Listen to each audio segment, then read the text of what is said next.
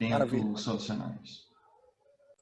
Bom, vamos lá. Então, as relações entre o direito e o processo, elas mudaram ao longo do tempo, né? E é natural que fosse assim.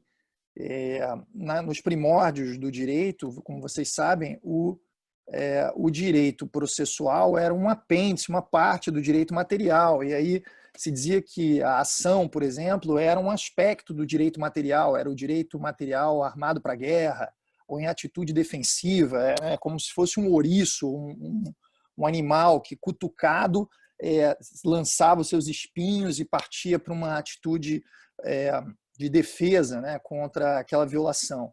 E a gente conhece bem também as inúmeras discussões sobre se o direito processual seria um ramo estritamente técnico, neutro, portanto, em relação ao direito material, ou se ele deveria ser iluminado pelos valores que o direito material quereria implementar naquele ordenamento. E aí, nessa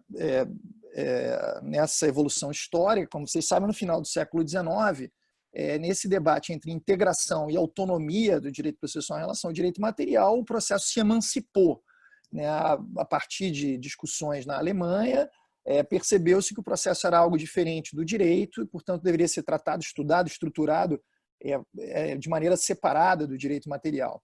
Mas ambos continuariam, apesar de autônomos, relacionados por um vínculo finalístico. E esse vínculo finalístico, nessa época, era um vínculo vetorial.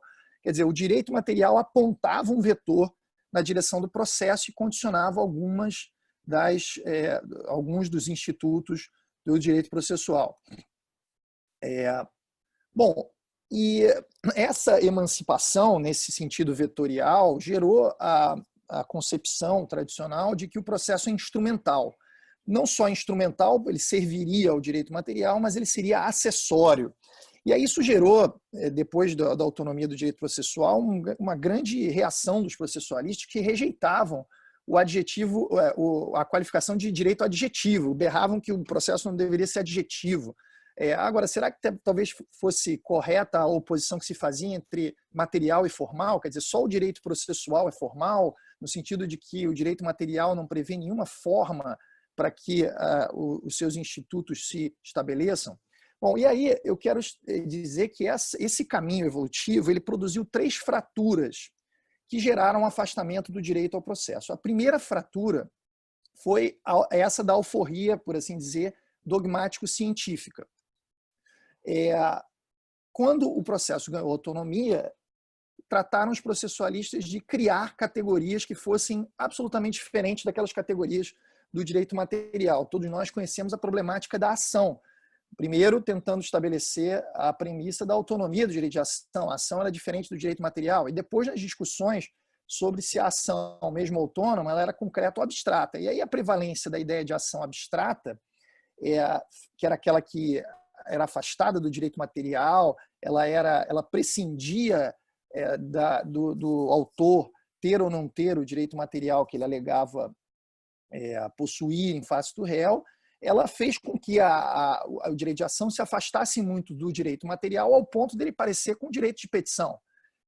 E também, no mesmo sentido, tentava se rejeitar toda aquela construção da ação de direito material, que era uma perspectiva do direito de ação que, de alguma maneira, remetia mais, estava mais aproximada de uma simbiose entre direito e processo.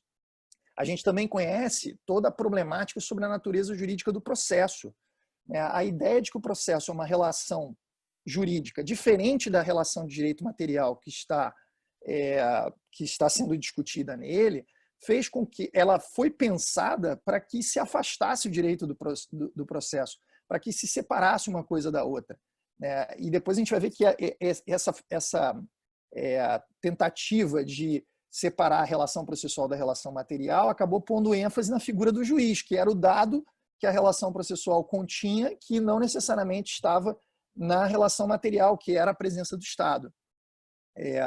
E, além disso, a gente viu, historicamente, a tentativa, o esforço enorme dos processualistas de tentar criar requisitos e pressupostos para os institutos processuais diferentes dos requisitos e pressupostos para a incidência das regras de direito material.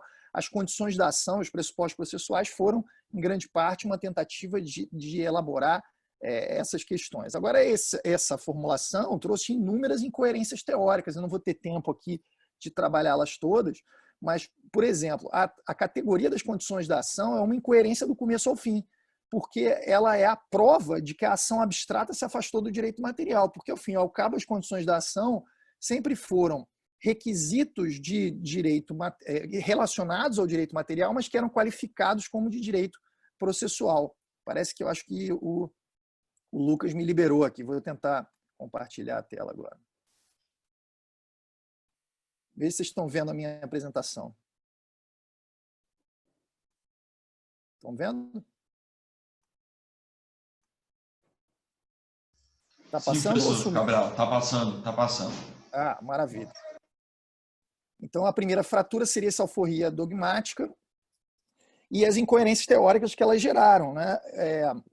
Tanto é que alguns autores, e isso foi uma herança que nós tivemos, sobretudo da construção italiana sobre as condições da ação, porque os alemães, por exemplo, jamais utilizaram essa categoria e espalhavam o que a gente entendia por condição da ação dentro dos pressupostos processuais ou no mérito.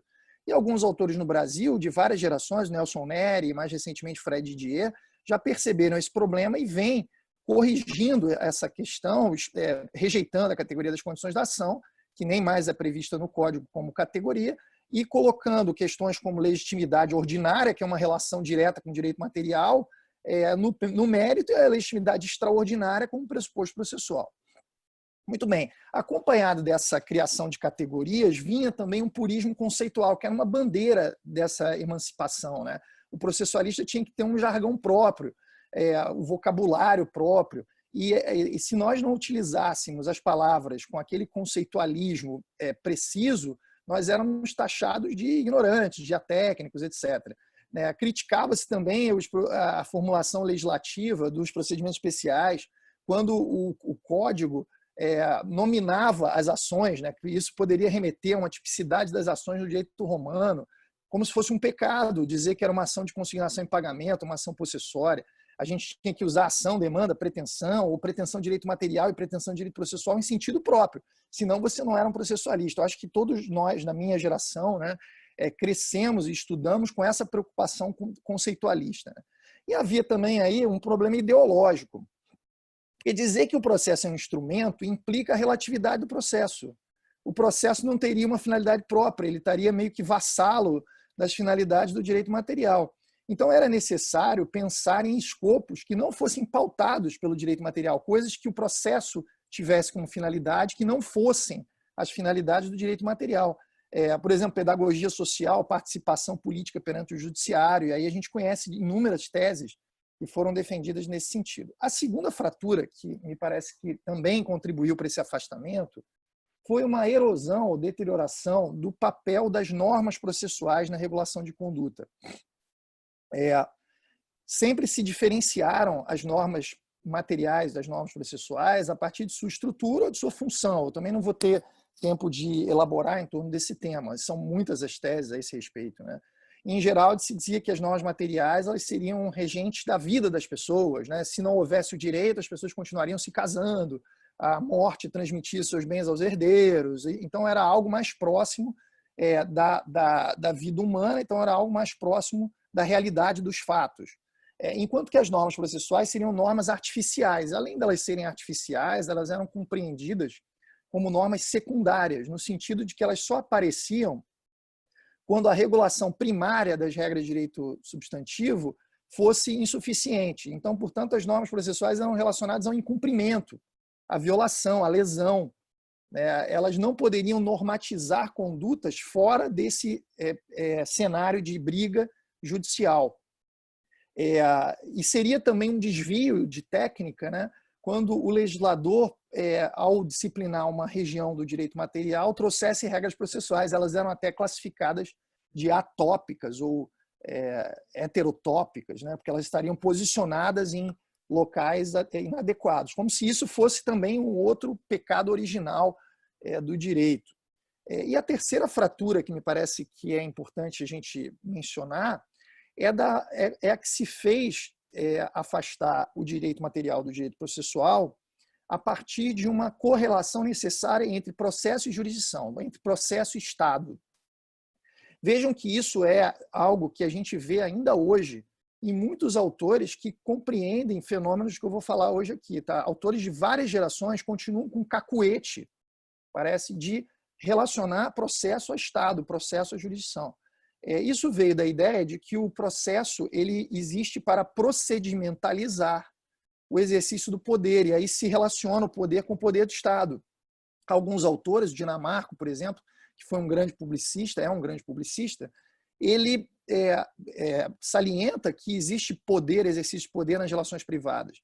Outros autores da minha geração, como Fred Didier, também reconhecem exercício de poder, até de jurisdição privada. Mas quando vão falar sobre norma, quando vão falar sobre a natureza de processo, a ênfase é toda no processo jurisdicional, ainda que se diga que há processo administrativo, legislativo, etc. E isso se dá também porque se relaciona muito proximamente processo e procedimento. Todas as teses de viés fasalariano, que se baseiam na formulação do Hélio Fazzolari, focam na estatalidade e, às vezes, na característica de previsão legal, legislativa do procedimento. Ao ponto de se dizer que o processo é uma espécie de procedimento ou ao ponto de se dizer que não existe processo sem procedimento. Qual é o resultado de todos esses movimentos ou de todas essas fraturas? Um afastamento muito grande do direito material em relação ao direito processual e a criação de categorias próprias propositalmente diferentes do direito material. Isso não foi uma conclusão teórica. Isso foi, às vezes, feito por gambiarras normativas e gambiarras científicas, que eram incoerentes, como eu falei, e que se estruturavam apenas para afirmar o processo como algo diferente. Também, nessa busca por autonomia, partia-se de uma pressuposição que raramente é verbalizada, e às vezes fica nas entrelinhas, de que só há normas e atos processuais se houver também um procedimento estatal. Mas alguns institutos me parece que sugerem o contrário. Primeiro, o ressurgimento contemporâneo da autotutela, algo vem sendo estudado pelo colega Heitor Sica há algum tempo, e hoje já é objeto de alguns estudos, de teses, enfim, de outras pessoas. A autotutela comprova que o Estado não é a única forma de tutela dos direitos. E ela pode se dar, inclusive, por uma formulação automática ou espontânea, se não espontânea, pelo menos voluntária, dos próprios envolvidos. Outro fenômeno é o fenômeno da negociação sobre o processo, sobretudo os negócios processuais prévios, mexem muito nessas premissas a que eu fiz referência anteriormente. Aqueles que já me ouviram falar sobre esse tema, que é um tema que eu sou muito chamado para falar, já devem ter me ouvido falar sobre como eu acho que as convenções sobre o processo permitem uma reestruturação, um rearranjo das relações entre direito e processo, porque no mesmo instrumento negocial pode haver trocas entre norma processual e norma material.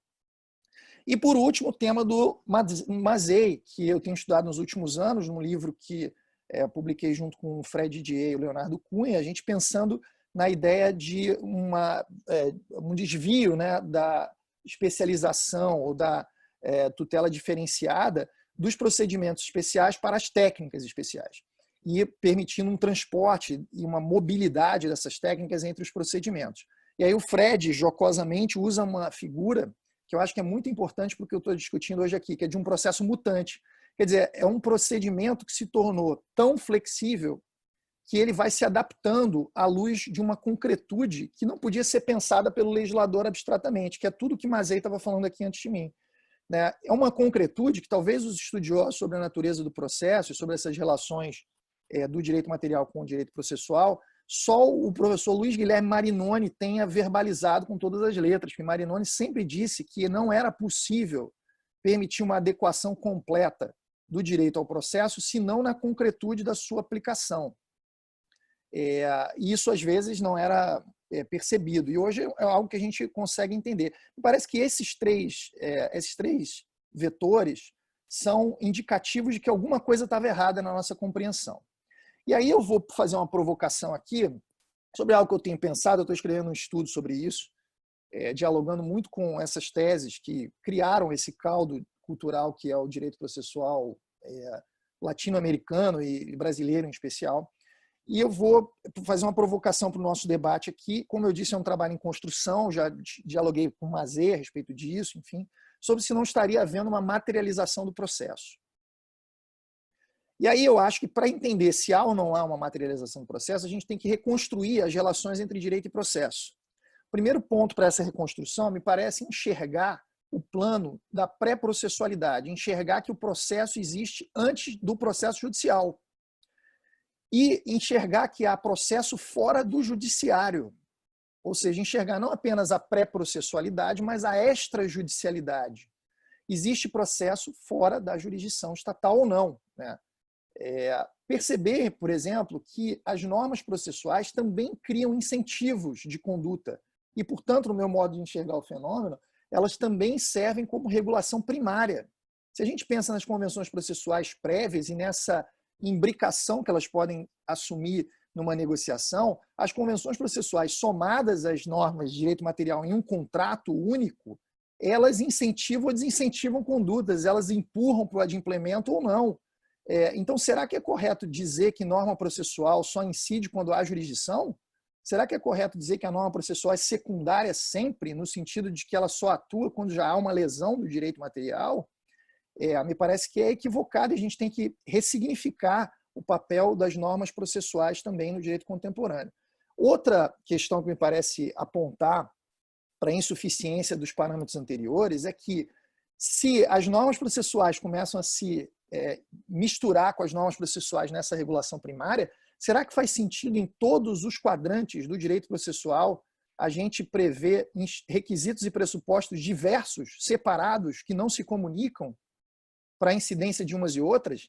Eu já tenho sustentado há alguns anos, no meu estudo sobre convenções processuais, que para que a gente examine requisitos e pressupostos das convenções processuais, é necessário que se faça uma corregulação.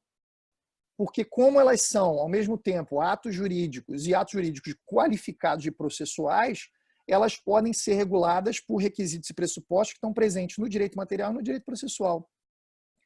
Essa corregulação me parece quebrar uma das premissas clássicas da separação entre direito e processo. E com isso a gente pode avançar ainda mais. No campo das técnicas processuais, eu não vou me alongar nisso, porque eu sabia que Mazet ia falar antes de mim sobre esse tema especificamente. Eu só quero salientar alguns pontos. Primeiro, formas de tutela do direito prescindem da jurisdição e do processo. A autotutela está aí para nos mostrar isso. A tutela pode ser jurisdicional, mas não há essa associação necessária entre proteção de direito e proteção jurisdicional do direito. Então, forma de tutela e técnica processual estão em planos distintos. Eu acho que quem tem lutado muito para fazer para fincar essa bandeira são os colegas Marinoni, Arenhart e Mitidiero, há muitos anos. E acho que hoje esse debate aqui permite dar razão aos colegas nesse ponto. E, claro, se a tutela dos direitos não é processual, jurisdicional, mas ela pode ser jurisdicional, quando ela for jurisdicional, o compromisso do Estado de prestá-la de maneira eficiente exige um olhar ao direito material. Então, o processo não pode ser neutro, anódino, alheio ao direito material, se a gente está falando de tutela a partir do direito material. Então, as necessidades de tutela surgem lá no direito material. E aí, por isso que Mazet falava aqui de uma ideia de adequação. Onde estão os índices que a gente deve buscar para transporte de técnicas? Esses índices estão no direito material. Técnicas com finalidades ou estruturas parecidas podem ser agrupadas, como o Mazet falou, e aplicadas, transportadas entre os procedimentos, mas isso só vai enxergar quem conheceu o direito material. E por isso eu acho que a gente precisa repensar algumas coisas. Primeiro, o conceito de norma processual e o seu papel na regulação de conduta. Depois, me parece que essas premissas podem revigorar o proveito de estudar a ação de direito material, tão bem exposta por Ponte de Miranda, ou Ovidio Batista, no Brasil, e muitos outros. Tem uma polêmica, tem um livro sobre essa polêmica, organizada pelo Guilherme Riso Amaral, que marcou muito a nossa geração. O Daniel Mitidiero escreveu sobre o tema, Pedro Nogueira e outros já organizaram obras sobre Ponte de Miranda, onde isso era muito salientado, enfim. E a gente deve também repensar o debate tradicional sobre a natureza de certos institutos e as interseções que eles podem ter entre direito e processo. Em vários institutos do direito processual, chega-se a gastar muita tinta para dizer se eles são do processo ou são do direito material. A prova, por exemplo, as nulidades, atos e negócios jurídicos, as garantias em execução, sobretudo no ponto dos direitos reais. Os civilistas estão aqui comigo na mesa vão saber disso, né? Fraude e execução, tem muitas outras coisas que a gente vê a imbricação entre direito e processo, e ao invés de ficarmos discutindo se eles são do direito ou são do processo, por que não vamos pensar num outro nível, no nível em que eles podem interagir, quais são as interseções e quanto uma norma condiciona a outra. Vejam que, esses tempos, eu estava numa desses debates virtuais com um amigo como o Hermes Zanetti, e ele dizia que a prova, hoje em dia, o direito probatório, está sendo estudado por filósofos e epistemólogos, não por outra razão, senão aquela de perceber que a prova é um conceito transversal, ela não é do processo, ela é do direito. E ela é um instrumento para atribuir racionalidade à aplicação do direito. E é por isso que ela não pode estar nem no processo, nem no direito material, ela está em tudo, né? As nulidades, por exemplo, compreender os requisitos formais entre direito e processo é permitir conversão, fungibilidade de uns com os outros. Eu já estou estudando isso, Edgar, já conversamos sobre isso, né? Quando a gente estuda negócio jurídico processual, às vezes o negócio jurídico material pode ser aproveitado como negócio processual e vice-versa, se os seus requisitos não forem suficientes para aquele suporte fático que as partes pensaram, a gente aproveita de um para o outro. Então, me parece que estudar esses atos e esses campos com eficácia, tanto no direito quanto no processo, é um grande campo de estudo.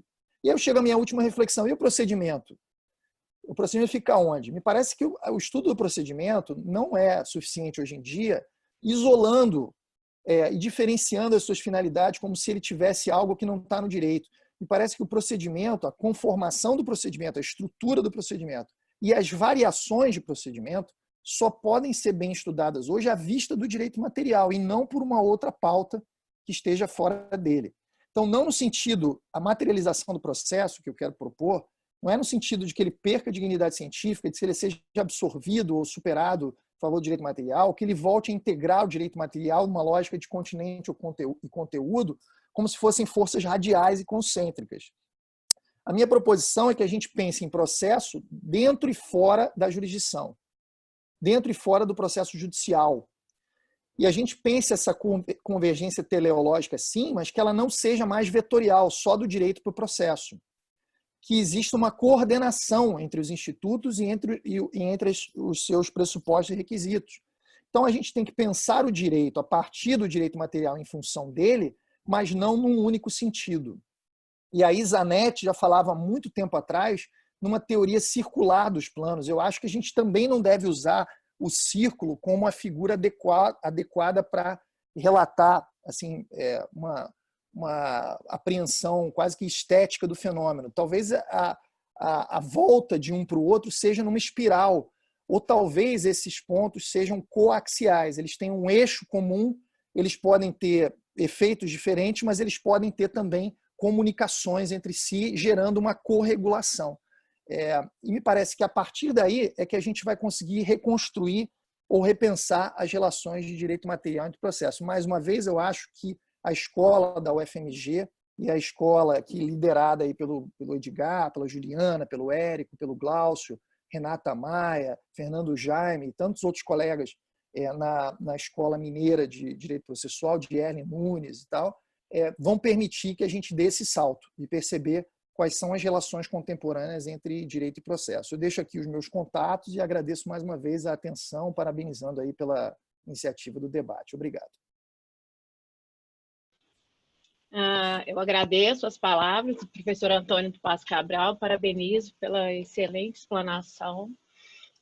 De fato, eu sou professora de procedimentos especiais durante já alguns anos e eu tinha alguns incômodos em relação à questão do procedimento e essa da técnica processual, porque se você parar para pensar por fim, realmente vários dos tipos de procedimentos que estão previstos na parte especial, na verdade, são mesmo técnicas, né, que foram inseridas e um ou outro, ali, se você pegar o inventário, a divisão ou demarcação, só que vão ter que ter realmente algo de muito diferente ali, né, na concatenação de atos que são, de fato, ditadas pelo direito material. Então, eu acho que existe mesmo aí um caminho para simplificar e muito aí a questão do procedimento, do processo, e esse caminho a gente está trilhando e que vai ser cada vez mais de acordo com uma aproximação do direito material.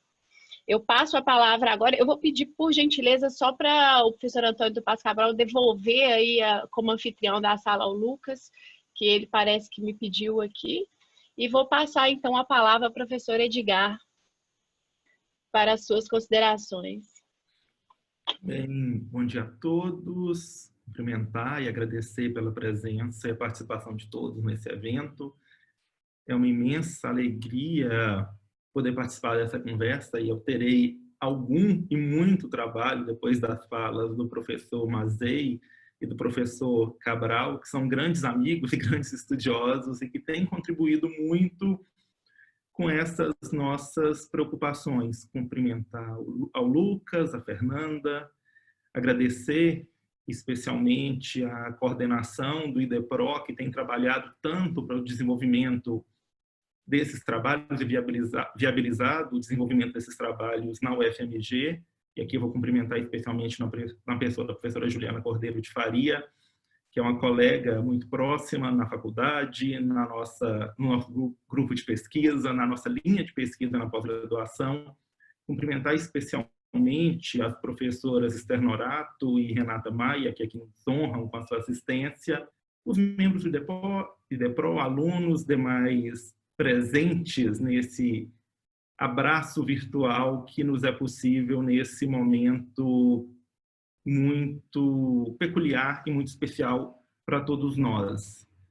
Eu fiz algum começo de preparação ciente muito das contribuições do professor Mazei, do professor Cabral, porque nós tínhamos a expectativa já consolidada e construída ao longo do tempo da riqueza das contribuições que vêm sendo feitas e que a gente pode fazer ao longo do tempo.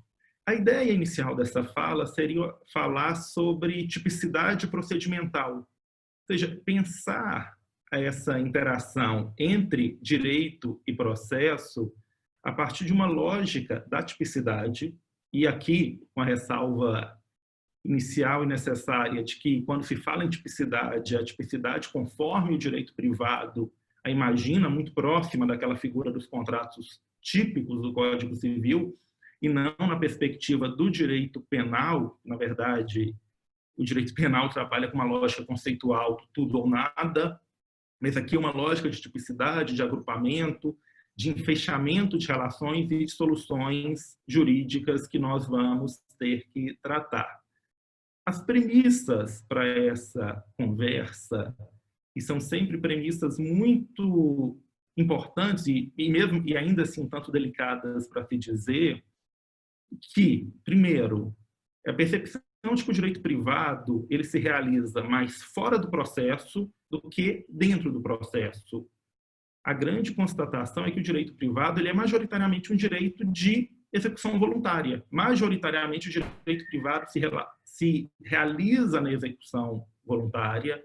Nos últimos anos, nós temos pensado e temos visto uma preferência muito grande por essa tendência a privilegiar soluções consensuais de conflitos e a valorização das formas não judiciais de solução de conflitos, mas mesmo assim, e isso é um dado importante, nós não podemos abrir mão do processo. O processo não é uma figura que vem depois. O processo ele integra a própria estrutura e a conformação do direito privado. Basta ver a contradição que aparece no próprio Código Civil quando ele coloca na parte de prescrição que a pretensão só surgiria quando violado o direito.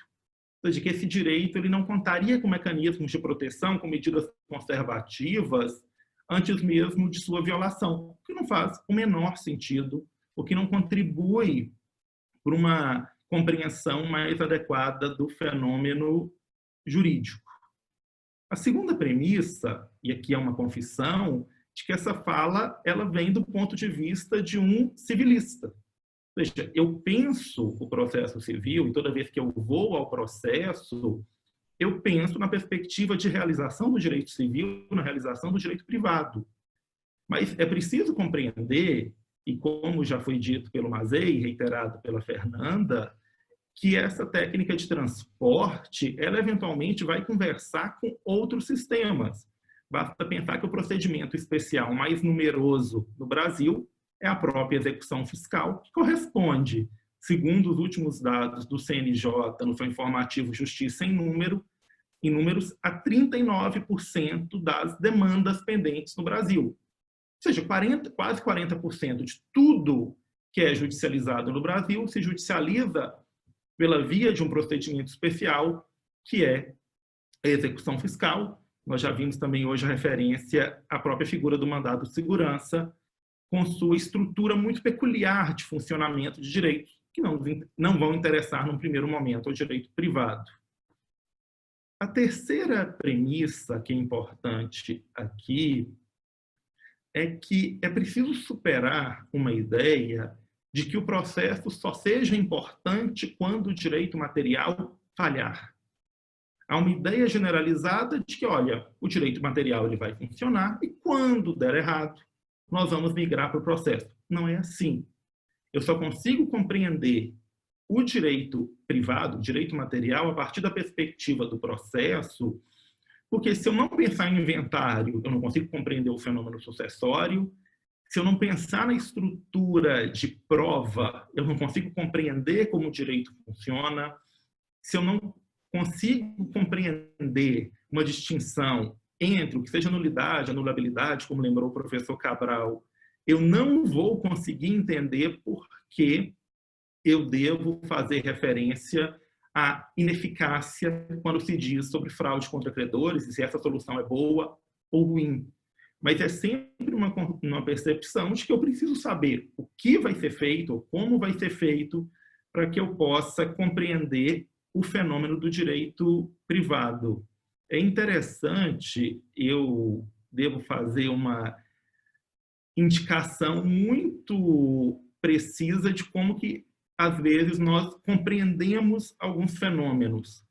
Para mim, especialmente, eu falo que há um texto do professor Humberto Teodoro que tem um valor muito especial para mim, porque ele é um texto quase epifânico, que é aquele texto sobre tutela específica das obrigações de fazer e não fazer, porque por alguma razão naquele momento eu consigo juntar e consigo compreender toda uma teoria obrigacional que ainda é muito abstrata, entender que ela é feita para funcionar e que ela só vai funcionar no momento em que eu compreender como que ela vai ser efetivada em juízo.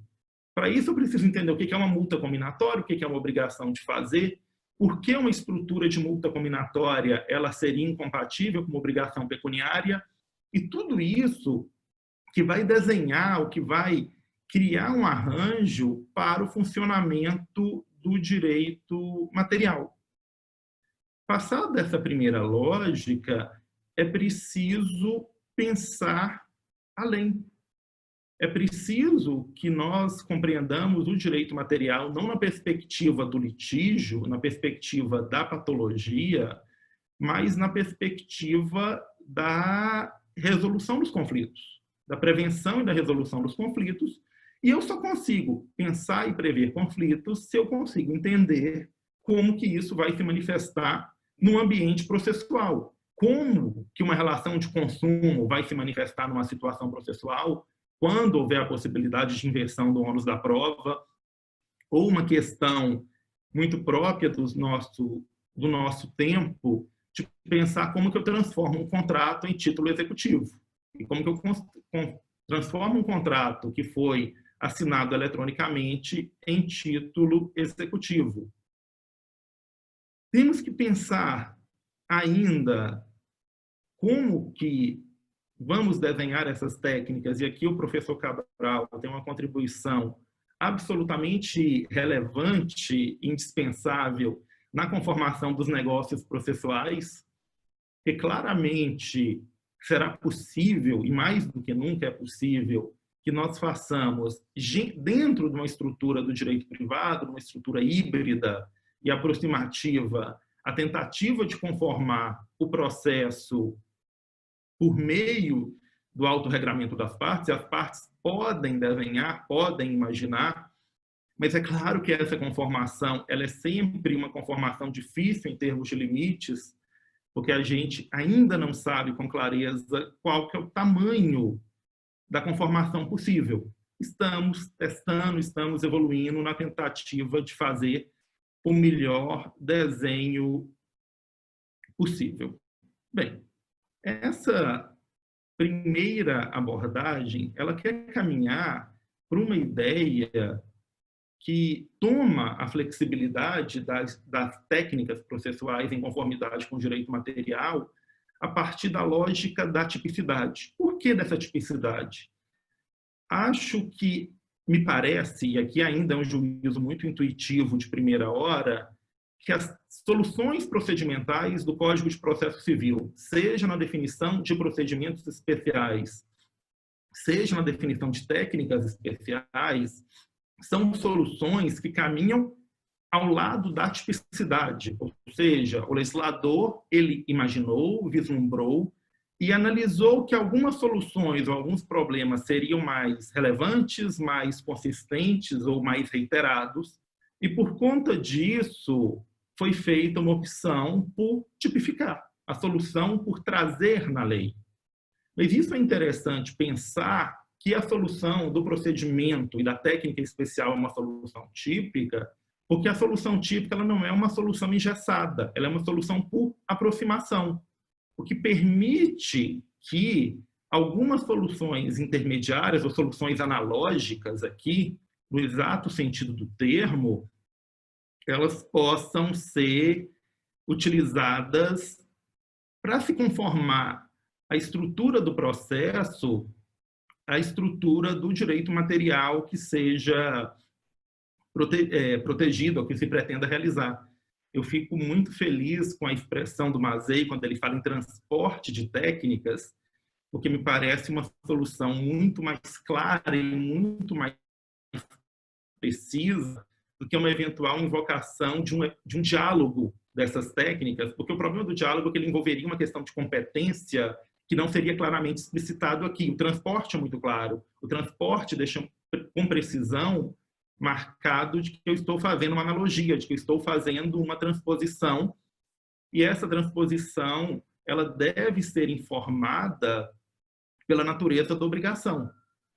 Basta ver que há uma decisão recente, sem entrar no mérito da própria viabilidade do Instituto, que vai reconhecer que não é possível transportar para a execução dos chamados alimentos compensatórios a técnica da prisão civil da execução de alimentos familiares. Ou seja, se reconheceu ali, o que parece acertadamente, que os alimentos compensatórios têm uma natureza diversa e que não justificam a utilização de uma técnica mais gravosa como a prisão civil, muito embora eu tenha até alguma dúvida sobre a viabilidade da figura dos alimentos compensatórios, cuja existência me causa ainda algum mal-estar. O que acontece assim, e tentando aproveitar ou compreender, e para que a gente possa passar para outras considerações e aproveitar melhor a participação dos professores nesse momento, a conformação talvez venha de uma pergunta que me apareceu nos últimos dias e me causou algum interesse. Quando a gente faz uma pesquisa que envolva direito material e direito processual, essa é uma pesquisa interdisciplinar, ou no final das contas é tudo a mesma coisa. Ou seja, não numa relação de dependência, numa relação de principal e acessório, mas na perspectiva de que me parece hoje impossível se desenvolver uma pesquisa mais aprofundada, tanto em direito material quanto em direito processual, sem que nós pensemos que eu não consigo fazer uma coisa sem ir até a outra. Eu não consigo dar uma boa resposta para o direito material, porque essa boa resposta ela não virá. Se eu não pensar como que se vai efetivar em juízo, o grande pavor de uma fala geral do ganhou, mas não levou, de nada adianta eu afirmar que há um direito material em tese que não vai ser efetivado no processo.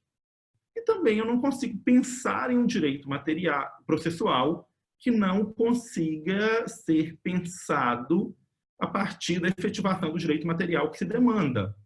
E aqui o processo civil, em todas as suas dimensões, mesmo numa dimensão mais estritamente privada do direito civil e do empresarial, como também na solução de litígios coletivos que vão depender claramente da definição de qual direito se quer tutelar e como que eu vou tutelar esse direito de uma medida efetiva. Um dano coletivo, me parece sempre que ele ficaria muito mal acolhido se ele fosse acolhido por conversão em perdas e danos e não fosse abordado na perspectiva de resolução ou de superação do dano, de reparação efetiva do dano, em vez de uma medida meramente pecuniária que talvez não tenha a pertinência necessária com o objeto lesado. E são os problemas que nós vamos ter que encarar a todo momento. Ou então, é impossível não falar sobre isso nesse debate, a própria discussão de quais são as medidas viáveis, como medidas atípicas do 139.4 do CPC, porque, eventualmente, algumas medidas de que se cogita, elas não trazem benefício real e efetivo à satisfação do direito material impugnado. De repente, alguém vai reclamar que quer bloquear a rede social do devedor, mas eu ainda não consegui entender como que o bloqueio da rede social do devedor vai satisfazer crédito. Ele gera a satisfação do crédito ou não gera simplesmente alguma expiação do pobre, do devedor, para satisfazer interesses outros do que não propriamente o crédito aqui. É preciso, então, pensar que nós temos que imaginar que esse diálogo todo ele se faz sob o eixo da efetividade do direito, de como que eu vou garantir a efetividade do direito material e garantir a razoável duração do processo. E, para conclusão, eu gostaria de invocar as palavras do professor Bedak, quando ele fala que é preciso lembrar sempre do caráter ético e não exclusivamente técnico do processo, porque para ele todos os fenômenos inerentes ao processo devem ser concebidos em função do direito material. Mas, por conclusão, a pergunta que talvez mais incomode e que deva ser pensada nesse momento: qual direito material? Qual é a nossa percepção do direito material que se quer efetivar no processo? Porque nós corremos o risco, e eu tenho verificado isso, de que, se o direito material ele não for devidamente compreendido, ou mais profundamente compreendido, e aqui sempre é importante lembrar a feliz indicação do Mazei de que é preciso voltar ao que já foi pensado, nós não vamos inventar o direito material, nós não vamos conseguir inventar essas soluções do nada. E quando nós voltamos, nós descobrimos que é preciso um pouco mais de consistência. Um direito material muito fluido ou excessivamente favorecido por o uso de conceitos indeterminados e de cláusulas gerais, ele pode não resistir ao diálogo de processo, com o processo, porque, eventualmente, ele não conseguirá oferecer a resistência necessária para garantir a conformação da técnica. Eu só consigo conformar a técnica processual se eu sei exatamente o que o direito material me dá. Se eu não souber o que é o limite do direito material e nós começarmos a tentar fazer um juízo de aproximação, me parece que nós temos um risco muito maior de criar uma roda sem fim, e essa interação entre o direito material e o processo, que deveria se fazer com uma virtude enriquecedora, poderia correr o risco de se transformar em um grande perigo. É claro que é um novo movimento e nós temos que estar abertos aos novos riscos que isso vai representar. Agradeço imensamente pela oportunidade, pela atenção de todos e devolvo a palavra à Fernanda.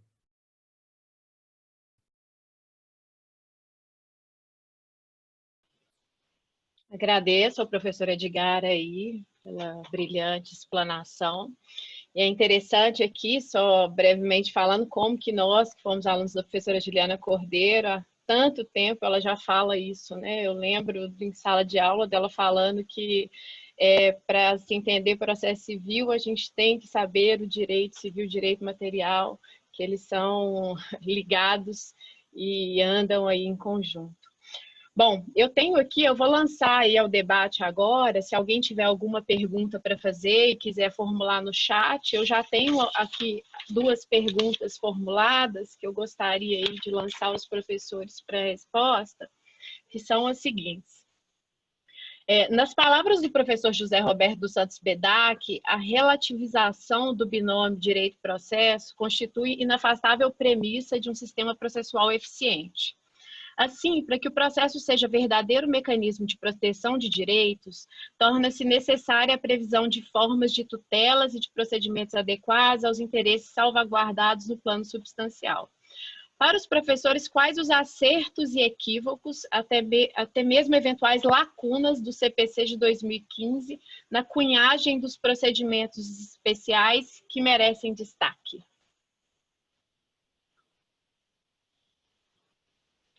Alguém aí quer começar?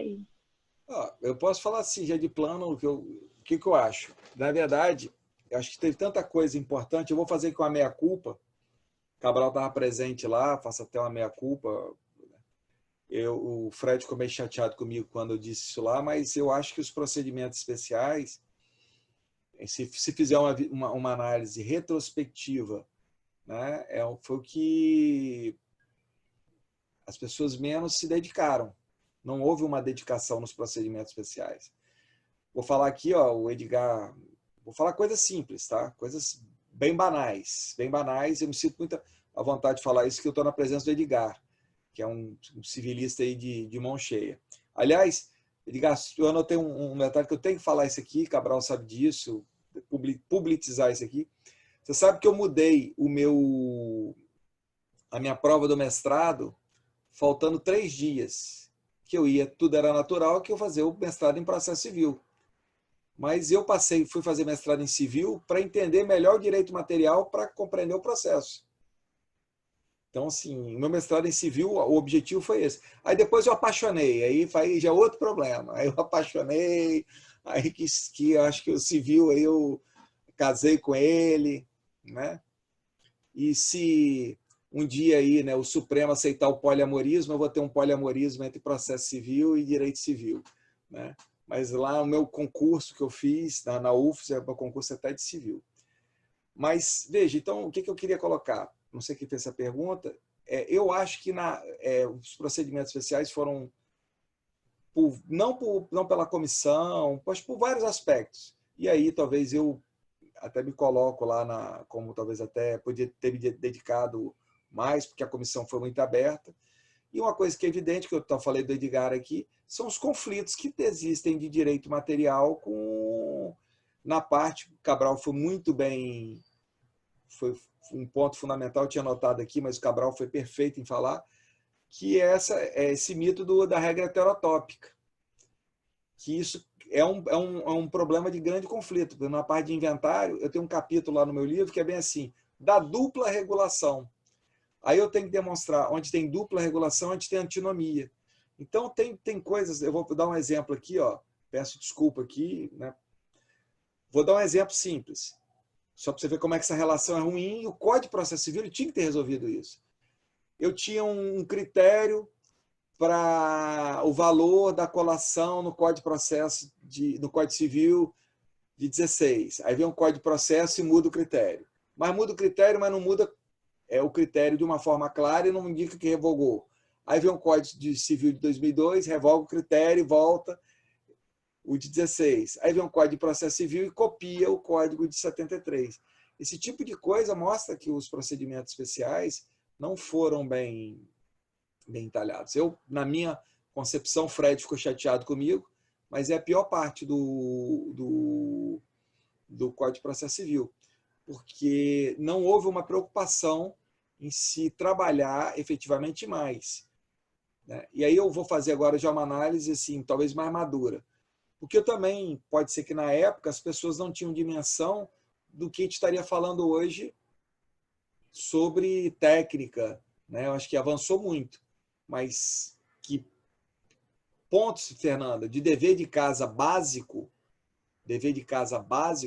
de erros técnicos, de problema, de conflitos com o direito civil, é muito grande, é muito grande. Se fizer um texto lá só sobre o que tem procedimento especial que conflita com o Código Civil, miseravelmente aí eu vou te dizer que você tem uns 50 artigos. Então eu acho que assim, não foi, e agora cabe a gente fazer uma interpretação melhor. Tá certo. Obrigada pela resposta, professor Mazei. Eu vou devolver a palavra para o Lucas, então, que parece que ele tem aí algumas perguntas do chat, né, Lucas? E ele quer apontar aí os próximos eventos do IDEPRO também. Então, eu agradeço o convite para a minha participação, a presença de todos, e passo aí para o Lucas, para ele fazer aí, pontuar essas questões envolvendo os próximos eventos e perguntas. Obrigado, professora Fernanda. Também gostaria de parabenizar todos os professores, professor Rodrigo, professor Antônio, professor Edgar, pela brilhante exposição de cada um. Assim, me senti muito honrado e fiquei assim, fascinado com o conhecimento que nos foi passado. Gostaria só de registrar aqui a presença de algumas pessoas. Primeiramente, gostaria de cumprimentar todas as autoridades, na pessoa da desembargadora do Tribunal de Justiça de Minas Gerais, a doutora Hilda. Gostaria de cumprimentar os professores que nos assistem, na pessoa da professora Juliana Cordeiro, Renata Maia, Esther Norato, João Alberto, os membros do IDEPRO, na pessoa da Luciana, do Tiago Rex, da Belua, da Thaís, da Carol, do Délio, do Pedro Freitas, do Alexandre e do Marcelo. Pois bem, eu gostaria de trazer uma pergunta que pré-selecionamos aqui aos professores para que respondam, caso se sintam à vontade, que é a seguinte: historicamente, o processo civil foi estruturado para resolver as crises de direito material a partir de um procedimento modelo, presumidamente predisposto a permitir o julgamento de qualquer conflito de direito material. Entretanto, a evolução da ciência processual demonstrou a inaptidão desse sistema padronizado para atender às exigências de efetividade processual, razão pela qual surgiram as formas procedimentais alternativas aptas à prestação de uma tutela jurisdicional diferenciada de direitos, mais célere e eficiente. Para os professores, a ideia de flexibilização procedimental, que permite ao juiz realizar ajustes no procedimento modelo, de maneira a adequá-lo às exigências e complexidades da causa, pode, no entanto, representar uma contramão nessa tendência e, assim, até mesmo eliminar a necessidade de manutenção dos procedimentos especiais nos ordenamentos processuais. Eu devolvo a palavra à professora Fernanda para que colha as respostas dos professores. Vocês querem que repita a parte final aí ou deu para pegar exatamente? Só o finalzinho aqui, né? A ideia de flexibilização procedimental, circuitos processuais que permitem ao juiz realizar ajustes no procedimento modelo, de maneira a adequá-lo às exigências e complexidade da causa, pode, no entanto, representar uma contramão nessa tendência e, assim, eliminar a necessidade da manutenção desses procedimentos? Se eu puder, alguém Fernanda. Se habilita? Claro. Em então, um minuto, eu acho que sim, ele percebeu algo importante. Eu não ouvi quem fez a pergunta, perdão, mas o colega que fez, ou a colega que fez a pergunta perceberam um movimento importante, porque o movimento de especialização dos procedimentos, dentro ou fora do código, foi um movimento que pensava que tocaria ao legislador a adaptar os procedimentos, tirando-os do procedimento ordinarizado e tornando-os mais afetos àquela área do direito material. Esse movimento que a gente herdou aqui no Brasil a partir da década de 70 do século passado, a partir do Proto Pisani e de outros na Itália, de uma tutela diferenciada, legislada, acabou se mostrando insuficiente, porque, ao fim e ao cabo, o procedimento especial levava à não incidência do procedimento ordinário. Então, havia uma relação de exclusão entre eles. A especialidade faria com que a regra especial incidisse numa antinomia com a regra geral. Então, no final das contas, o indivíduo, ao optar por um procedimento especial, ele aderia a um outro bloco de regras legisladas, mas esse outro bloco de regras legisladas também era, em si, rígido e inflexível. E aí, qual foi o movimento posterior? Percebendo isso, os ordenamentos, isso não é um privilégio do Brasil, isso é um movimento mundial, os ordenamentos jurídicos ao redor do mundo começaram a trazer a flexibilidade e a adaptabilidade para dentro do procedimento ordinário, agora no Brasil, o procedimento comum. Então, se a gente pensa nisso e o procedimento comum passa a ser flexível e adaptável, a gente está, sim, no meu modo de ver, assistindo à morte lenta e gradual dos procedimentos especiais. A partir do momento em que as técnicas dos procedimentos especiais, que os torna ainda atrativos, for generalizada ou prevista com aplicabilidade baseada em adequação, compatibilidade e tudo mais, mas ela for prevista no procedimento comum, o procedimento especial passa a não ter mais razão de ser. Então, eu acho que a nossa geração está assistindo, sim, à morte dos procedimentos especiais. Talvez num próximo código eles sequer sejam necessários. Eu acredito Fernanda, que só... deixa eu só completar aqui esse um ponto, que Claro. eu só acho o seguinte: ainda nós vamos continuar tendo técnicas especiais. E outro ponto, é muito importante essa reflexão que foi feita. Existem, e isso é bacana, que à medida que a gente for estudando isso, nós vamos ver que existem procedimentos que eles vão se diferenciar. E, de fato, que eu posso dizer que você vai ter procedimentos que vão ser verdadeiramente especiais. Até pode ser por um nível de quantidade maior de técnica, de agrupamento. E, assim, um que é muito evidente, por exemplo, quando você falar de recuperação de empresa, né? Você trabalhar com, por exemplo, a própria falência. Então, isso não quer dizer que é o esgotamento absoluto. Então, é um caminho longo, mas é óbvio, como eu falei. Por isso que eu falei, olha, qual o sentido hoje, com todo respeito, vamos lá, de eu ter previsto o procedimento possessório? Não era melhor só ter colocado as técnicas? O que interessa na ação possessória? São duas técnicas. O que interessa no caso do conflito coletivo? Então, eu acho assim, concordo com o Cabral. Nós vamos ter, é um procedimento, mas isso não quer dizer que a gente não vai ter técnica especial e que a gente pode não ter, e vai se manter, sim, tenho essa convicção, alguns procedimentos aí que vão ser os verdadeiramente especiais. É justamente o que eu ia falar, que aí ficarão como especiais aqueles que forem completamente incompatíveis com os ordinários, né? Seria aí o inventário, aquilo que realmente você não consegue incluir técnicas no procedimento, que seria o procedimento padrão. E aí eu acho que esses são o que sobrariam. Mas também totalmente diferente, com uma mega comunicação. Esse aqui que é o grande, com a mega comunicação de fluxo. Tanto assim, desculpa assim, prolongar. Não, imagina. Até uma questão que é super interessante. Também eu falei isso lá. Cabral, peço desculpa que eu estou repetindo coisas que você ouviu, tá? Então, assim, eu fico até chateado, assim, reflexões que eu...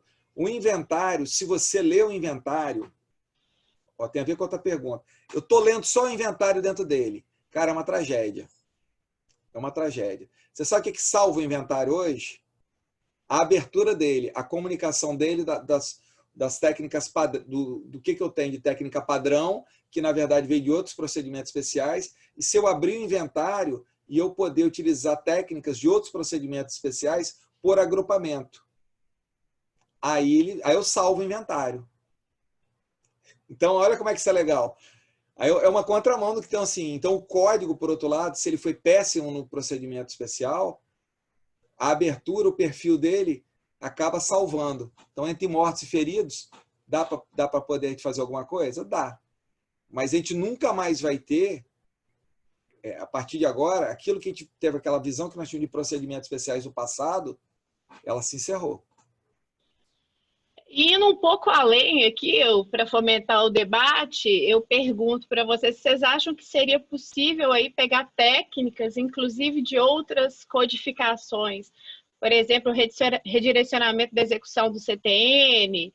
Vocês acham que seria possível, a partir daí, a gente também utilizar-se disso em execuções civis? Pegar ou na legislação especial, aí algum outro exemplo que a gente veja? Vocês acham que isso seria possível? Fernanda, se você me permitir, o que eu tenho defendido com o Fred e com o Leonardo Cunha é que o 327, parágrafo 2º, e o 1049, parágrafo único, permitem um trânsito das técnicas especiais entre o procedimento comum do CPC, os procedimentos especiais do CPC e outros procedimentos na legislação esparsa, e vice-versa, o caminho contrário, né? Então, pode aplicar algo do CPC para os procedimentos especiais, dos procedimentos especiais para o CPC, ou seja, não há um movimento único. E isso é algo bem diferente, como eu falei, da lógica tradicional das codificações, né?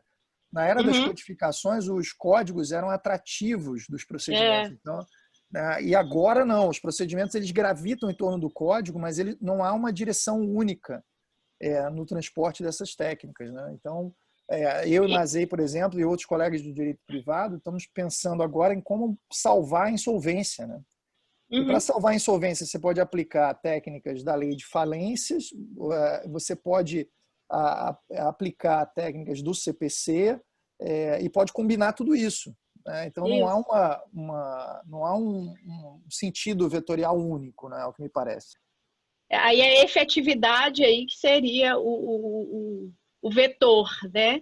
Eu não sei se vocês encontram alguma limitação, qual que seriam os contras em relação a isso? Se vocês já leram, que estão desenvolvendo. Agrupamento de direito material e eficiência. Deixa eu fazer até aqui. Quem quer estudar procedimentos especiais, não lê esse livro aqui do Cabral, do Fred, do Léo, não estou ganhando nenhum... não estou ganhando nada, não. Mas é uma leitura, assim, e eu vou falar um negócio, eu vou falar um ponto que eu sempre tenho chamado a atenção, eu queria chamar essa atenção para a doutrina aqui. Eu mudei minha concepção como de escrever, eu vou até escrever coisas mais a partir desse livro. Esse livro aqui que eu falo que é um ato de generosidade. Porque eles colocam uma ideia para a gente refletir a partir de uma ideia. Eles não querem fechar uma ideia. Tá? Então, isso é interessante. E aí, eu tenho um texto que está eu passei esse texto para a Juliana, que eu falo sobre transporte técnico no processo de execução. Para mim, Fernanda, não tem problema nenhum de... É totalmente compatível procedimento especial para especial, tanto que eu dei um exemplo aqui. A consignação em pagamento como técnica dentro do inventário. Qual o problema? A dissolução parcial para poder apurar dentro do...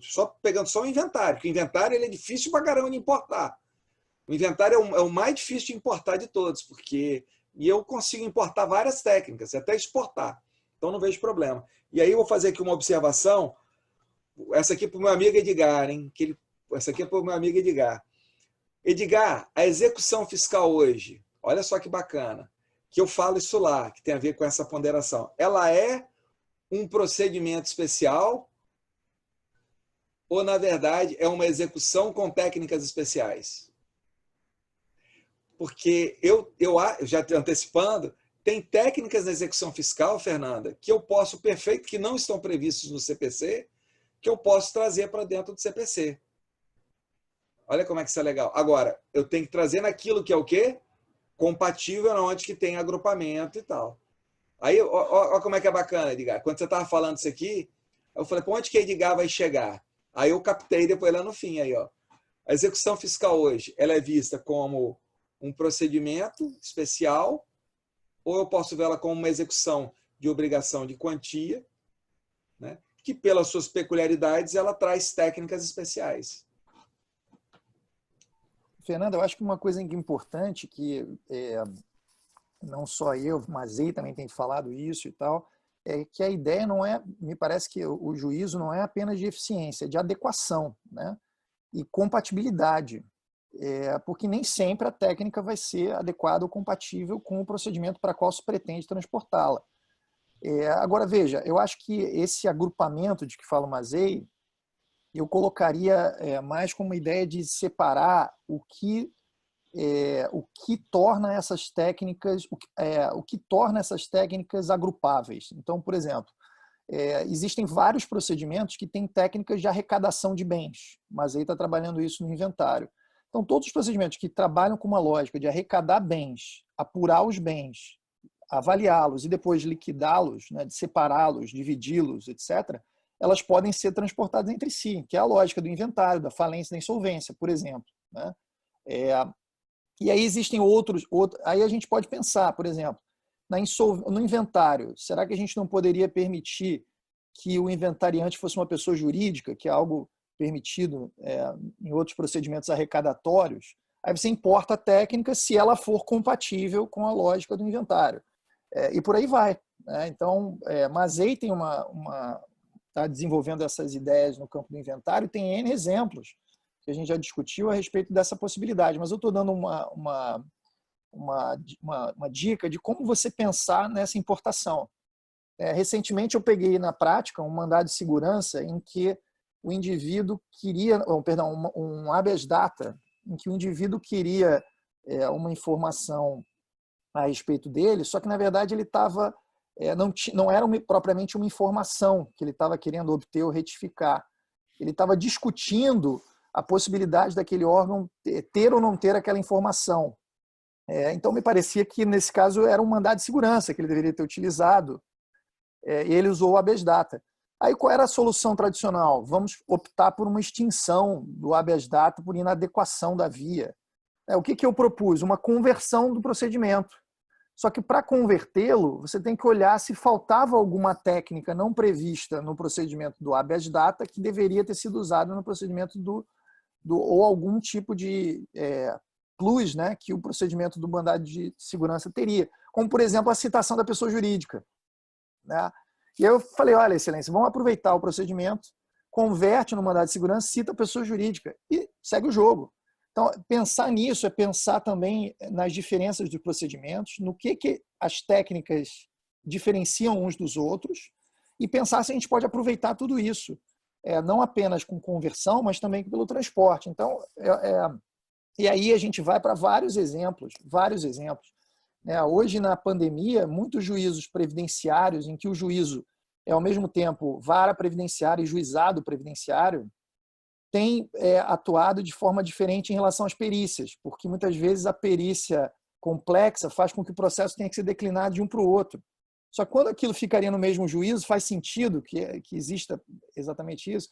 Aí muitos juízes estão invertendo a lógica da perícia. Então, pensar nessa riqueza procedimental a partir de adaptabilidade e compatibilidade que é o caminho. E aí você vai ver os caminhos que os procedimentos vão seguindo, né? É algo absolutamente transformador. Por exemplo, nas ações coletivas, a gente vê que o procedimento da improbidade administrativa, que é um procedimento sancionador, judicial, mas sancionador, ele tem uma fase prévia de defesa. Será que você não poderia pegar essa fase prévia de defesa e aplicar essa técnica a outros procedimentos com uma mesma índole? Às vezes, por exemplo, no processo eleitoral, Mazei já foi juiz eleitoral do TRE. Né? Então, tem muitos procedimentos eleitorais que têm essa característica sancionatória. E lá na legislação eleitoral não há previsão de uma fase prévia de defesa. Será que a gente não podia aplicar a mesma lógica? Mesmo não se tratando de um procedimento propriamente coletivo? Né? Me parece que sim. Porque o índice que faz com que aquela fase de defesa prévia esteja prevista na improbidade não é o fato dela ser uma ação coletiva, é o fato dela ser um procedimento sancionatório. Né? Então, você perceber o que faz a técnica ter sido utilizada num determinado procedimento é o que vai te dar a dica sobre para quais outros procedimentos aquela técnica pode ser importada. Eu acho que é por aí. Bem, uma coisa que é interessante nessas ponderações é que, primeiro, a gente vai depender muito da estrutura do direito material que está por trás. O Cabral acabou de usar um critério de discriminação que é muito interessante. O que é direito punitivo, o que é direito atributivo. Quando que o direito está punindo alguém, dando uma sanção, e que os critérios de similitude vão ser todos amarrados, eu não vou fazer analogia em direito punitivo em geral, e no caso da proposição do Cabral é claramente uma proposição de ampliação de defesa, de ampliação de contraditório, então você não tem uma imposição sancionatória por analogia, porque isso pode ser muito grave, mas é preciso entender o que está por trás do direito. E talvez, e me preocupa um pouco nesse aspecto, porque pavimentando-se um caminho de efetividade, de solução de direitos, a gente poderia cair numa zona de ter que decidir tudo. E toda a ideia, e todo o brilho de uma ideia de flexibilização procedimental poderia eventualmente se perder numa discussão do procedimento. E a gente volta para o ponto inicial. Eu quero flexibilizar o procedimento para garantir mais efetividade para o direito material e corro o risco de ficar preocupado com o procedimento, mais uma vez discutindo o procedimento e voltar o foco para cá. É interessante perceber aqui, eu acho que as falas do Mazei e do Cabral deixam isso muito claro, é que é preciso resgatar um diálogo. Não é fazer um juízo de quem ganha e quem perde nessa relação. Nós precisamos trabalhar em conjunto. Porque só no conjunto que eu vou conseguir desenhar alguma solução que seja efetiva. Aqui me parece que não é desbravar um novo caminho e vamos pensar diferente. Por isso, talvez eu até discorde um pouquinho do Cabral. Eu não sei se o legislador, o nosso legislador de hoje não, e nem se o legislador do futuro, ele vai abrir mão de tipificar procedimento e de tipificar técnica. As técnicas vão mudar. Possivelmente, um próximo Código de Processo Civil, que ninguém sabe quando virá ainda, ele terá um rol muito menor de procedimentos especiais e as técnicas vão ser colocadas de maneira muito mais genérica. Mas é interessante, no direito civil isso foi muito discutido, aquele sonho de um código civil principiológico, um código civil irradiador da legislação, ele não se concretizou. Por um critério brasileiro muito peculiar, que o nosso código, apesar de ser recente, corresponde a um projeto mais antigo, na verdade, os sistemas fora do Brasil ainda trabalham com o sistema de ter código, e um código muito detalhado, e códigos que tipifiquem condutas, não as aprisionando, mas que traga regras gerais para dizer, olha, funciona por aqui, você pode se adequar, mas é um juízo de relevância que tem que ser feito por um critério de praticidade. A gente pode usar até um argumento que o próprio Código Civil chinês, que será o último Código Civil a ser aprovado, ele é um código que tipifica contratos e que traz procedimentos especiais, porque a gente ainda não dá conta de abrir mão disso. E aqui eu acho importante pensar que a tipicidade não é um critério contrário, é simplesmente para dizer, olha, é um caminho, é mais fácil, é mais seguro, é mais tranquilo de caminhar nisso aqui. Eu fico pensando, é a explicação sempre para os alunos.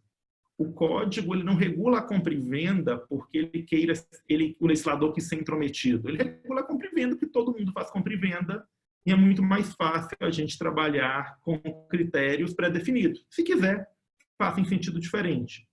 Mas que, com certeza, a flexibilização é um fenômeno que vem para ficar e que vai conformar toda essa estrutura e vai informar o legislador, esse é um dado relevante. E até uma provocação para o Mazei e para o Cabral, se o legislador ele vai reformar o procedimento especial por código, ou se também lá no processo vai valer a regra de que isso vem por lei.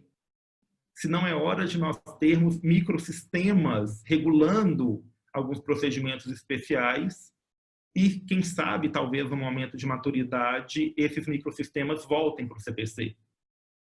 No Brasil, isso nunca aconteceu, ao contrário do que aconteceu, por exemplo, na Alemanha, em que toda a relação de consumo volta para o BGB.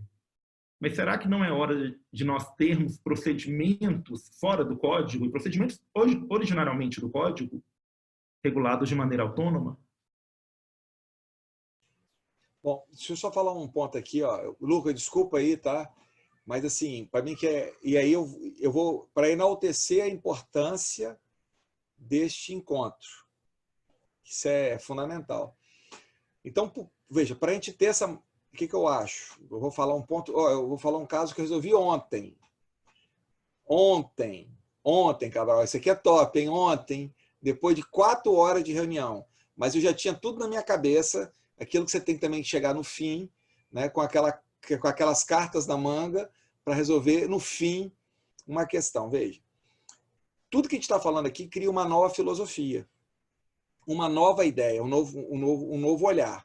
Tanto que eu faço esse Confitel, e eu acho que a doutrina lá ela está sendo muito importante agora, mas não houve um movimento tão adequado nos procedimentos especiais na época do Código, acho que eu falei internamente, né? Mas a gente está tendo uma outra visão. Eu vou falar uma situação aqui, Edgar, que já era possível sem Código Civil, sem Código de Processo Civil. Mas eu vou dizer que talvez, não sei se você já viu isso, pelo menos eu nunca vi sequer citado na doutrina. E é algo que eu só me toquei depois do Código de Processo Civil, que é a figura do pró-tutor dentro do inventário. O que é um dos grandes problemas? A desconfiança do inventariante. Veja, o Código Civil ele prevê lá a figura do pró-tutor, né, o fiscal do tutor, que se aplica também à curatela. Por que não importar isso para o inventário, ou seja, o fiscal do inventariante? Ontem, depois de 4 horas, olha que legal isso, Cabral, depois de 4 horas de reunião no inventário, fizemos um negócio jurídico processual nomeando um pró-tutor e como ele vai funcionar, ou seja, um fiscal do inventariante. Aí a pergunta que eu faço, veja, olha como é que o Código de Processo, tudo bem que ele vem aí com a ideia do negócio jurídico processual, mas será que não era possível fazer isso antes? Então, o que eu acho que é interessante, o que é o nosso ponto? E esses encontros são fundamentais. Igual a Fernanda está olhando ali para aquela cara assim, ó, de esse menino está afastado de Deus. Não é isso, Fernanda. É a gente pensar para frente. Porque se tem coisa que eu estou falando aqui, pode ser que eu reveja, eu estou pensando. Mas esses eventos aqui permitem, e com pessoas do seu nível, do nível do professor Cabral, do nível do professor Edgar, que são referenciais teóricos, eu estou citando os dois nesse meu trabalho inventário, para vocês terem uma ideia. Assim. Então, eu estou falando com 2 referenciais teóricos. Então, isso é importante para a gente ver, para a gente saber como que nós vamos colocar tijolo a tijolo nesse novo caminho. E é uma trajetória que a gente projeta, a gente prospecta alguma coisa. Mas eu acho que essa trajetória vai depender muito mais da nossa maturidade, né, e de como isso vai ser colocado. E aí, Fernanda, eu vou te colocar uma responsabilidade muito grande. Os professores de procedimentos especiais, eles vão ter que se reinventar. Com certeza. Talvez, olha o que eu vou te dizer, talvez, Cabral, olha, eu conversei isso com o Zanetti, longamente isso com o Zanetti, que meu colega aqui da Hermes Zanetti, colega da UFS, talvez se torne uma das disciplinas mais relevantes de todo o processo, porque, na verdade, não vai ser uma disciplina só de procedimentos especiais. Ela vai envolver tudo, vai envolver o que o Cabral disse, como que é a relação de direito material com o processo, vai envolver aquilo que eu falei sobre essa ideia de técnica, vai envolver o que o professor Edgar disse quanto à questão de tipicidade de conexões, né, que eu falo, e aí fazendo uma brincadeira aqui, Edgar, os que você disse uma vez, não sei se Cabral vai lembrar, quando a gente conversou sobre negócio jurídico processual, e eu falei sobre tipicidade, lembra, Cabral? Lá atrás. Então, são conexões que nós vamos ter que fazer. Então, Fernanda, esse problema é seu. Você tem 2 opções agora. Ou você assume essa bomba, essa dinamite, ou você pede para ir para a prática forense. Olha a importância da doutrina agora, né? Assim, a importância da doutrina. A importância da doutrina agora para conseguir construir toda esse raciocínio que aí possa embasar essa técnica, né? E vou vaticinar alguma coisa aqui, ó. Lucas está aí, Lucas é mestrando. Lucas, quando Lucas for doutor, ele pode chegar lá na frente e falar: ih, tudo que a gente falou lá tá tudo errado. Ou não, ó, aquilo ali, caminhou para esse lado. Por isso, a importância de eventos como esse. Cabral foi muito feliz quando ele disse... Cabral, desculpa, eu vou tomar essa sua fala aqui, porque eu anotei isso, mas você falou e eu esqueci. Nesse momento, abrir um espaço para uma discussão desse nível, que não é uma discussão da vala comum. E olha a quantidade de pessoas. Eu olhei no momento aqui, tinha 100 pessoas que estavam assistindo aqui. 100 pessoas, um público de alta qualidade. Não é 100 pessoas. Eu costumo dizer assim, 100 pessoas é uma coisa. 100 pessoas de um público qualitativo não são 100 pessoas. Você tem 1.000, 1.500 aqui. Mas aí você pode... eu queria voltar a um ponto que você salientou, que eu acho que é fundamental, que é a questão de como lecionar os procedimentos especiais, né? Não sei se os colegas da Fernanda e os colegas que estão nos assistindo que lecionaram procedimentos especiais já, veem dessa maneira, mas muitas vezes os colegas do meu departamento detestam procedimentos especiais, acham que é chato, sei lá o quê, e acabam lecionando o procedimento especial com código aberto, lendo os procedimentos do código. Para os alunos é chatíssimo, né? Então, assim... eu gosto, viu? Eu gosto. Vou falar que eu adoro. Eu gosto de dar aula também sobre os procedimentos especiais, mas eu lembro que quando eu dei a aula para os meus alunos, da primeira vez, da tese que eu defendi com o Fred, com o Léo, os alunos saíram... Eu saí super entusiasmado, porque o livro não tinha nem saído, a gente estava escrevendo. E os alunos saíram entusiasmados. E quem faltou a aula me mandou e-mail dizendo: puxa, eu soube que a aula foi super inovadora e tal. Então, assim, depois disso, eu comecei a dar aula diferente sobre procedimentos especiais, né? Aproveitando muito mais o meu tempo, porque muitas vezes você fica lá dizendo: olha, o procedimento da ação tal. A petição inicial tem que ter os requisitos do artigo 319. E aí você repete isso 20 vezes, porque toda a petição inicial nos procedimentos vai ter que respeitar os requisitos gerais e mais o que vem no especial. Então, veja, se você começa a pensar em termos de técnicas, você aproveita muito melhor o tempo que você tem para lecionar os procedimentos especiais, apontando essas possibilidades de aproveitamento de uns para os outros, ensinando, treinando o aluno na prática do direito a encontrar os caminhos para esse transporte. E isso é absolutamente revolucionário. Isso é raciocínio jurídico, né? Eu falo muito com meus alunos que o que a gente precisa conseguir ter, o conhecimento, na verdade, do direito, ele tem que te criar um raciocínio jurídico, para que você possa, a partir daí, aplicar, né? Conseguir fazer essa transposição e tudo mais, que é o que eu acho muito importante mesmo. Eu vou passar para o Lucas, que eu acho que ele tem mais uma pergunta que ele me falou aqui. Você tem mais alguma pergunta, Lucas? Sim, professora Fernanda. Se tivermos um tempinho para comentar rapidamente a respeito dela, a questão é o seguinte: dentro dessas ideias de técnica, flexibilização procedimental, como conciliar a flexibilização com segurança jurídica? Os professores podem comentar rapidamente, assim, só porque a gente está preocupado também com o adiantado da hora.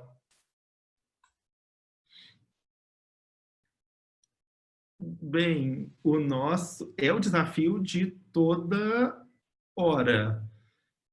E acho que o caminho é que nós vamos ter que voltar para a estrutura do direito material e pensar o que o direito material conforma, possibilita e tentar trabalhar.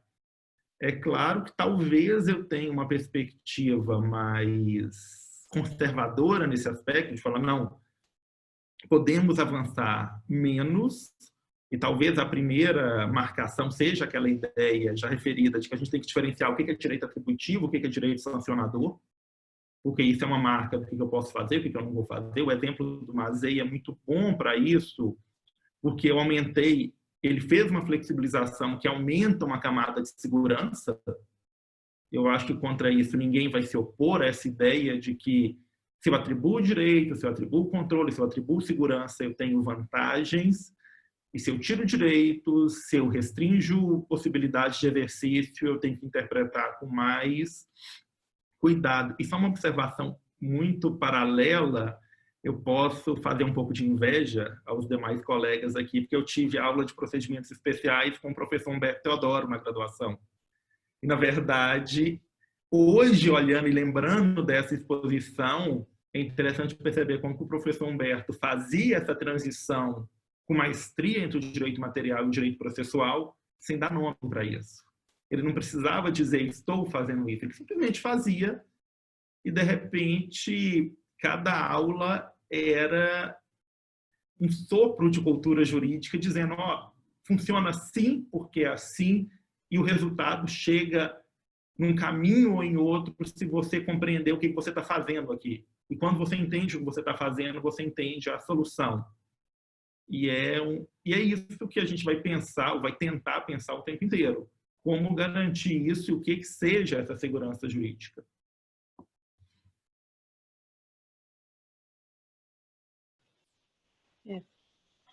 Eu vou passar, então, agora já o adiantado da hora, né? Vou passar para o Lucas. Eu acho que ele tem alguns informes aí para fazer. E depois você me passa novamente para encerramento, tá? Muito obrigado, Fernando. Obrigado, professores. Apenas para dar rapidamente alguns recados aqui, na próxima quinta-feira, dia 6 de agosto, às 19 horas, nós teremos uma nova edição desse ciclo de palestras dos diálogos, né? Trataremos do tema desjudicialização da execução e autotutela executiva. As discussões serão mediadas pela professora Renata Maia, da UFMG. Nós teremos como expositores a professora Flávia Pereira Ribeiro, da PUC São Paulo, o professor Dr. Heitor Sica, da USP, e o professor Dr. Marcelo Milagres, da UFMG, em colaboração com o nosso colega do IDEPRO, Tiago Retz.